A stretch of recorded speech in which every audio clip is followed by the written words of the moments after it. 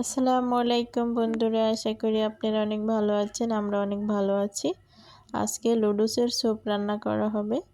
এখানে দেওয়া হয়েছে পেঁয়াজ কুচি, দেওয়া হয়েছে একটা আলু কুচি, গাজর কুচি, কাঁচামরিচ কুচি, সাথে দিব লুডুস আর ডিম।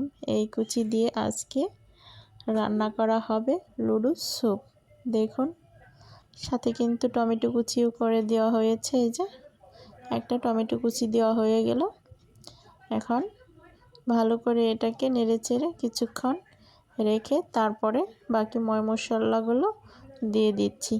চলুন দেখি আজকে লুডুস স্যুপ কীভাবে রান্না করা হয়। দেওয়া হলো টমেটো সস, এখানে অল্প পরিমাণ পানি দিয়ে আজকে এখানে লুডুস স্যুপ রান্না করা হবে। এই যে ঢাকা দিয়ে রাখছি কিছুক্ষণের জন্য। দেখুন, এই যে পানিটা শুকিয়ে গেছে।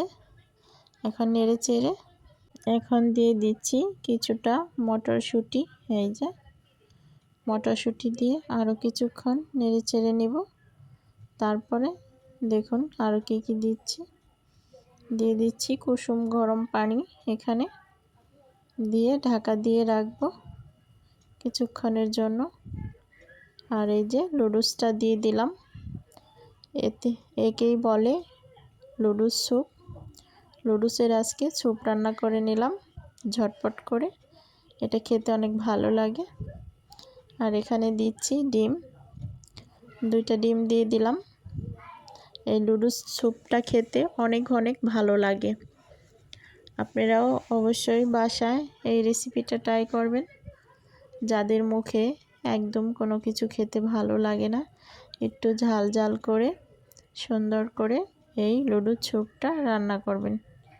আমার কাছে খেতে কিন্তু এই স্যুপটা অনেক ভালো লাগে। আর বিশেষ করে মুখে যদি একদম অরুচি থাকে, আরও খেতে আর একটু বেশি ভালো লাগে।